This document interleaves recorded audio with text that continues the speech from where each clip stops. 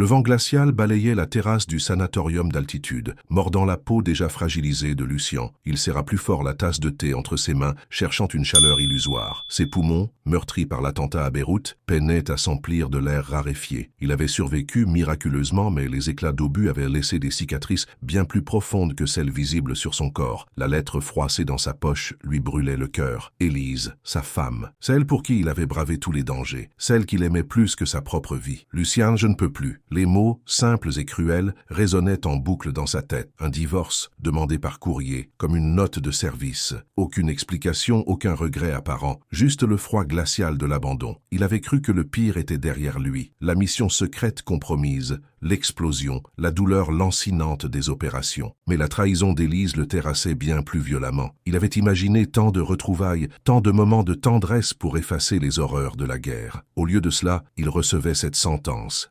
Implacable. Le sanatorium, censé le guérir, se transformait en prison. Isolé, vulnérable, il n'avait que le silence pour lui répondre. Les autres patients, fantômes errant dans les couloirs, ne pouvaient comprendre sa souffrance. Il se battait contre la maladie, lui contre la perte. Un bruit de pas le tira de sa torpeur. Le docteur Arnaud, le médecin-chef, s'approchait, un dossier à la main. Son regard, habituellement bienveillant, était empreint d'une gravité inhabituelle. « Luciane, puis-je vous parler quelques instants ?» Le ton était formel, presque distant. Luciane sentit un frisson parcourir son échine. Il savait que quelque chose n'allait pas. Depuis son arrivée, il avait senti des regards pesants, des murmures étouffés. On le traitait avec une politesse excessive, presque suspecte. « Bien sûr, docteur. » Sa voix était rauque, affaibli par la toux. Arnaud s'assit sur le banc en face de lui. « J'ai reçu un rapport concernant votre situation. » Il hésita, cherchant ses mots. « Il semble que votre pension militaire ait été suspendue. » Luciane resta interdit. « Suspendue? Mais pourquoi? Je suis invalide. J'ai été décoré pour bravoure. Les raisons invoquées sont des irrégularités financières. On vous accuse de détournement de fonds. » Le monde autour de Luciane se mit à tourner. Un détournement de fonds. Lui, c'était absurde. Il avait toujours été intègre, honnête. On essayait de le détruire. C'est un mensonge, une calomnie. Je n'ai jamais... Il s'interrompit, la gorge nouée. Il comprit soudain. Tout était lié. La trahison d'Élise, la suspension de sa pension, les regards méfiants. Quelqu'un tirait les ficelles. Quelqu'un voulait le voir anéanti. « Je sais que c'est difficile à accepter, Lucien, mais les preuves sont accablantes. » Arnaud semblait sincèrement désolé. « J'ai peur que... Vous deviez quitter le sanatorium. Nous ne pouvons plus vous prendre en charge sans ressources. » Il était seul, dépouillé de tout, sa santé, son amour, sa réputation. Mais au fond de lui, une étincelle de rage commença à brûler. Il ne se laisserait pas faire. Il découvrirait la vérité, même si cela devait lui coûter la vie. La conspiration était plus vaste qu'il ne l'imaginait, et il était au centre de la toile. Il allait se battre. Resumo temático. Militar já fragilizado por atentado é humilhado pela traição da esposa e sabotado por rival ambicioso, mas descobre uma conspiração maior, reverte a situação,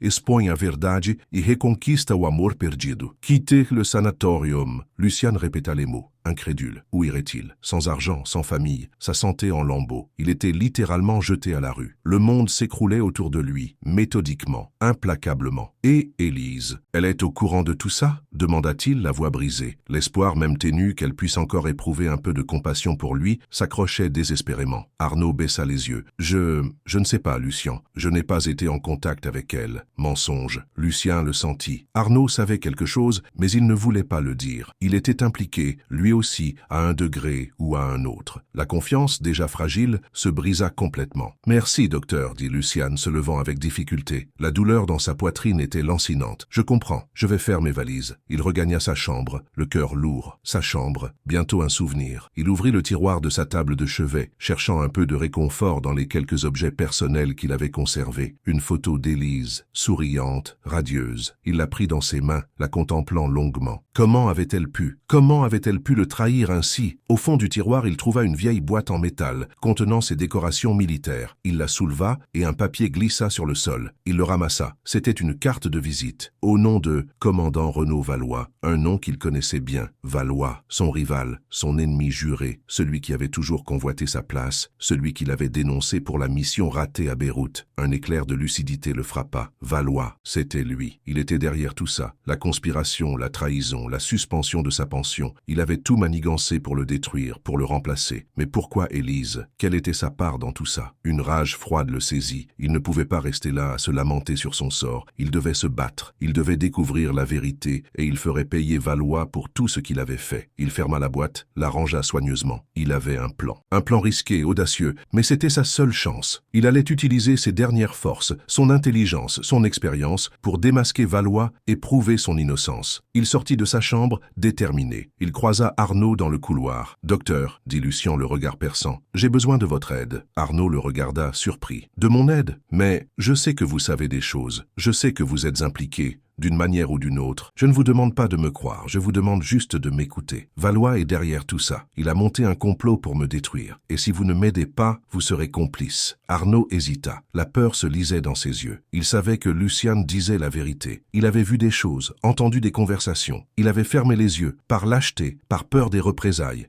Je ne sais pas de quoi vous parlez, balbutia-t-il. « Si, vous savez, et vous avez le choix. Soit vous m'aidez, soit vous le regretterez amèrement. » Lucien fit une pause, son regard insistant. « Je vais prouver mon innocence. Et quand je le ferai, je n'oublierai pas ceux qui m'ont aidé, ni ceux qui m'ont trahi. » Il s'éloigna, laissant Arnaud seul, en proie au doute. Lucien savait qu'il avait semé la graine de la peur, la graine du remords. Il ne savait pas si Arnaud l'aiderait, mais il avait au moins planté le doute dans son esprit. Et c'était déjà une victoire. Il avait un long chemin à parcourir, un chemin semé d'embûches, de danger, de trahison, mais il était prêt, il était déterminé à se battre, jusqu'au bout. Il allait reconquérir son honneur, sa réputation, et peut-être même l'amour d'Élise. L'espoir, fragile et ténu, renaissait en lui. Resumo temático. Militar já fragilizado por atentado é humilhado pela traição da esposa e sabotado por rival ambicioso, mas descobre uma conspiração maior, reverte a situação, expõe a verdade e reconquista o amor perdido. Lucien quitta le sanatorium le lendemain matin, emportant avec lui le peu qu'il possédait. Il se sentait plus faible que jamais, mais sa détermination était inébranlable. Il devait trouver un moyen de contacter quelqu'un à l'extérieur, quelqu'un en qui il pouvait avoir confiance. Mais qui? Presque tous ses anciens contacts avaient été compromis par Valois. Il erra dans les rues de la petite ville, cherchant un endroit où se poser, un endroit où il pourrait réfléchir à son prochain coup. Il entra dans un café miteux, fréquenté par des habitués. Il commanda un café noir, le moins cher de la carte, et s'installa à une table près de la fenêtre. Il observa les gens autour de lui, des visages fatigués, des vides brisés. Il se sentait comme l'un d'eux, un paria, un oublié. Pourtant, il y avait en lui une force qui refusait de s'éteindre. Soudain, il remarqua un homme assis seul à une table, lisant un journal. Quelque chose dans son attitude, dans son regard, lui fit penser qu'il pouvait peut-être lui faire confiance. Un ancien combattant peut-être, quelqu'un qui avait connu les mêmes épreuves, les mêmes trahisons. Il hésita un instant, puis se leva et s'approcha de l'homme. « Excusez-moi, monsieur, » dit Lucien, la voix hésitante. « Je m'appelle Lucien. Je suis dans une situation difficile. Je cherche quelqu'un à qui parler. » L'homme leva les yeux, son regard perçant. Il observa Lucien attentivement, comme pour le jauger. « Asseyez-vous, » dit-il finalement d'une voix rauque. « Je vous écoute. » Lucien s'assit en face de lui et lui raconta son histoire. Il lui parla de l'attentat à Beyrouth, de la trahison d'Élise, de la conspiration de Valois, de la suspension de sa pension. Il lui dit tout, sans rien cacher. L'homme l'écouta en silence, sans l'interrompre. Quand Lucien eut fini, il resta un moment silencieux, comme perdu dans ses pensées. « Je m'appelle Antoine, » dit-il finalement, « et je crois que je peux peut-être vous aider. » Lucien le regarda, incrédule. « Vous? Mais pourquoi ?» Antoine sourit tristement. « Parce que j'ai moi aussi été victime d'une conspiration. J'ai moi aussi été trahi par ceux en qui j'avais confiance. Je sais ce que vous ressentez. » Il lui raconta son histoire. Il avait été un haut fonctionnaire, impliqué dans une affaire de corruption politique. Il avait dénoncé ses supérieurs et ils avaient tout fait pour le détruire. Il avait perdu son emploi, sa réputation,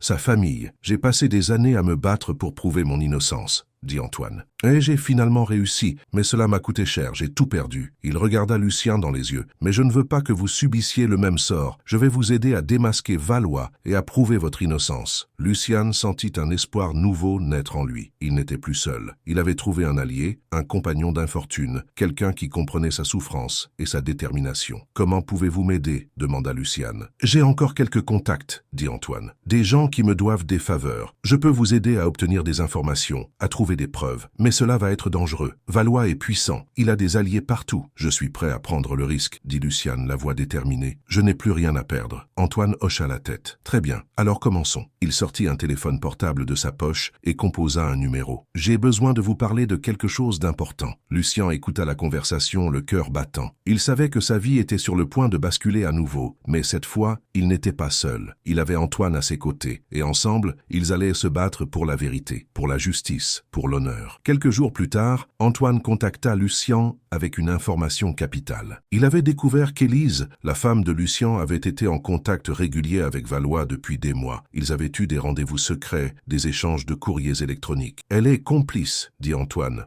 d'une voix grave. « Elle a aidé Valois à vous piéger. » Lucien resta bouche bée. Il ne pouvait pas y croire. Élise, sa femme, celle qu'il aimait plus que tout au monde, l'avait trahi de la manière la plus vile. La douleur était insupportable. « Pourquoi ?» demanda Luciane, la voix brisée. « Pourquoi a-t-elle fait ça ?» Antoine haussa les épaules. « L'argent, peut-être, la vengeance, je ne sais pas. Mais ce qui est sûr, c'est qu'elle est impliquée jusqu'au cou. » Luciane sentit une rage froide le saisir. Il avait été naïf, aveugle. Il avait cru à l'amour, à la fidélité. Il avait été dupe. Il devait affronter Élise. Il devait savoir pourquoi elle l'avait trahi. Il devait la regarder dans les yeux et lui demander des comptes. Il demanda à Antoine de l'aider à la retrouver. Antoine hésita. « C'est dangereux, dit-il. Valois la surveille. Si vous vous approchez d'elle, vous risquez de vous faire prendre. Je m'en fiche, dit Lucien, la voix déterminée. Je dois la voir, je dois savoir la vérité. Antoine soupira. Très bien, mais soyez prudent et faites-moi confiance. Antoine organisa une rencontre secrète entre Lucien et Élise, un lieu discret, à l'abri des regards indiscrets. Lucien attendit, le cœur battant, l'arrivée de sa femme. Il la vit enfin apparaître, au loin marchant vers lui. Elle était plus belle que jamais, mais son visage était fermé, distant. Quand elle fut près de lui, elle s'arrêta, le regardant avec froideur. « Qu'est-ce que tu veux, Lucien ?» demanda-t-elle d'une voix glaciale. « Je veux savoir pourquoi, » dit Lucien, la voix tremblante. « Pourquoi tu m'as trahi? Pourquoi tu as aidé Valois à me détruire ?» Élise resta silencieuse un instant, puis elle éclata de rire. Un rire amer, cynique. « Parce que je te déteste, Lucien, » dit-elle finalement. « Je te déteste pour tout ce que tu m'as fait subir, pour tes absences, pour tes secrets, pour ta vie de soldat. J'ai toujours vécu dans ton ombre. J'ai toujours été la femme de Lucien, le héros de guerre. Mais moi, personne ne me voyait. Personne ne se souciait de moi. » Elle fit une pause, les yeux brillants de larmes. « Valois, lui, m'a vu, » dit-elle. « Il m'a écouté, il m'a aimé, il m'a promis une vie meilleure, une vie où je serais enfin reconnu, enfin aimé. » Lucien la regarda, abasourdi. Il ne comprenait pas. Il avait toujours cru qu'il la rendait heureuse. Il avait toujours cru qu'elle l'aimait. « Mais je t'aimais, Élise, » dit Lucien, la voix brisée. « Je t'ai toujours aimé plus que tout au monde. » Élise haussa les épaules. « L'amour ne suffit pas, Lucien. Il faut aussi de l'argent, du pouvoir, de la reconnaissance. Et toi, tu ne pouvais pas me les offrir. » Elle se retourna et s'éloigna, le laissant seul, le cœur brisé. Lucien resta là, immobile, incapable de bouger. Il avait perdu son amour, son honneur, sa vie. Il était au plus bas. Mais au fond de lui, une étincelle de rage commença à brûler. Il ne se laisserait pas abattre. Il allait se relever. Il allait se venger. Il allait prouver son innocence. Il allait démasquer Valois, et il allait faire payer Élise pour sa trahison. La reviravolta se préparait. Resumo temático. Um militar, já fragilizado por atentado, é humilhado pela traição da esposa e sabotado por rival ambicioso, mas descobre uma conspiração maior, reverte a situação, expõe a verdade e reconquista o amor perdido. Lucien, prostré, sentait les gouttes amères de la défaite. Élise, sa femme, le pilier de sa vie, était de mèche avec celui qui avait juré sa perte. Le sol se dérobait sous ses pieds. Il avait tout perdu, jusqu'à la raison de se battre. Antoine posa une main sur son épaule. « Il faut se ressaisir, Lucien. La douleur est forte, je le sais, mais elle ne doit pas te paralyser. Valois a gagné une bataille, pas la guerre. » Les mots d'Antoine,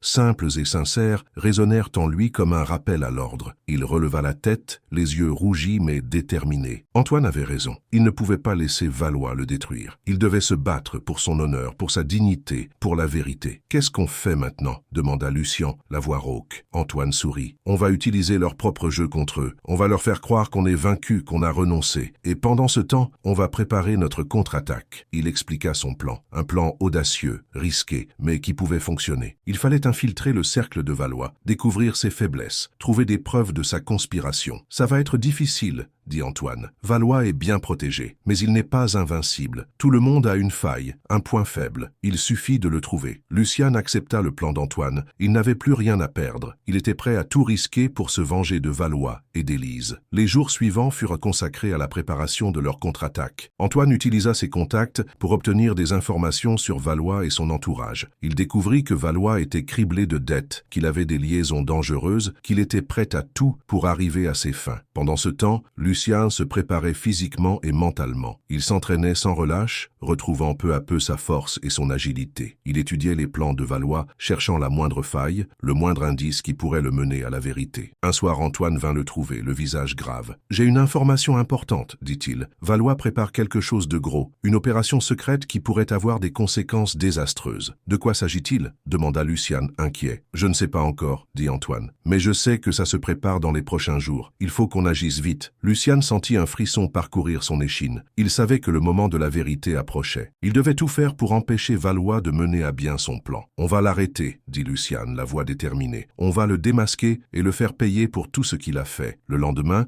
Lucien et Antoine se rendirent à l'endroit où Valois devait se trouver. Ils se cachèrent, attendant patiemment son arrivée. Soudain, ils virent une voiture s'approcher. Valois en sortit, accompagné de plusieurs hommes. Ils entrèrent dans un bâtiment abandonné. Lucien et Antoine se regardèrent. C'était le moment. Ils se lancèrent à l'assaut du bâtiment, prêts à affronter Valois et ses hommes. À l'intérieur, ils découvrirent une scène effroyable. Valois était en train de torturer un homme qu'ils connaissaient bien. C'était le docteur Arnaud, le médecin-chef du sanatorium. « Valois, arrête ça !» cria Lucien furieux. Valois se retourna surpris. Il regarda Lucien avec mépris. « Lucien, quel plaisir de te revoir !» dit-il avec un sourire sadique. « Je croyais que tu étais mort. »« Je suis bien vivant !» dit Lucien, la voix menaçante, « et je suis venu te faire payer pour tout ce que tu as fait. » Valois éclata de rire. « Tu crois pouvoir m'arrêter? Tu es seul, faible, vaincu. Tu n'es rien. Je ne suis pas seul. » dit Lucien. « Et je ne suis pas vaincu. J'ai la vérité de mon côté. » Il se lança à l'attaque, suivi d'Antoine. Le combat fut violent. Sans merci. Lucien se battait avec rage, utilisant toutes ses forces pour vaincre Valois. Finalement, il réussit à le maîtriser. Il le plaqua au sol, le regardant avec haine. « Pourquoi, Valois ?» demanda Lucien. « Pourquoi tu as fait ça? Pourquoi tu m'as trahi ?» Valois cracha du sang. « Parce que je te hais, dit-il. Je te hais pour ton succès, pour ta popularité, pour tout ce que tu as. Tu m'as toujours fait de l'ombre. Je voulais te détruire, te remplacer, et j'étais sur le point d'y arriver. Tu as échoué, dit Lucien. La vérité va éclater au grand jour, et tu vas payer pour tes crimes. » Il appela la police qui arriva rapidement. Valois et ses hommes furent arrêtés. Arnaud fut secouru et emmené à l'hôpital. Quelques jours plus tard, l'affaire fut rendue publique. Les médias s'emparèrent de l'histoire, révélant la conspiration de Valois et la trahison d'Élise. Lucien fut réhabilité, son honneur restauré, mais au fond de lui, il restait une blessure profonde. La trahison d'Élise l'avait marqué à jamais. Il ne savait pas s'il pourrait un jour lui pardonner. Un soir, alors qu'il était seul chez lui, il entendit frapper à la porte. Il ouvrit. C'était Élise. Elle était pâle, les yeux rougis. Elle le regarda avec tristesse. « Lucien, dit-elle, la voix tremblante, je suis désolé. Je sais que je t'ai fait beaucoup de mal. Je regrette tout ce que j'ai fait. » Lucien resta silencieux, la regardant avec méfiance. « Je sais que tu ne me croiras peut-être pas, dit Élise, mais je n'ai jamais cessé de t'aimer. Valois m'avait promis une vie meilleure, mais je me suis trompé. J'ai réalisé que le bonheur, je l'avais déjà avec toi. » Elle s'approcha de lui, les yeux pleins de larmes. « S'il te plaît, Lucien, dit-elle, pardonne-moi, donne-moi une seconde chance. Je veux reconstruire notre vie ensemble. » Lucien la regarda longuement, hésitant. Il était déchiré entre la colère et l'amour. Il savait qu'il ne pourrait jamais oublier ce qu'elle avait fait, mais il savait aussi qu'il l'aimait toujours. Finalement, il prit une décision. « Je ne sais pas si je peux te pardonner, dit Lucien, mais je suis prêt à essayer. Je suis prêt à te donner une seconde chance. Mais tu devras me prouver que tu as changé. Tu devras me prouver que tu m'aimes vraiment. » Élise sourit, les larmes coulant sur ses joues. « Je te le promets, Lucien, dit-elle. Je ferai tout pour te prouver mon amour. Je ferai tout pour te rendre heureux. » Lucien la prit dans ses bras. Il savait que le chemin serait long et difficile, mais il était prêt à le parcourir avec elle. Il avait reconquis son honneur, sa réputation et peut-être même l'amour d'Élise.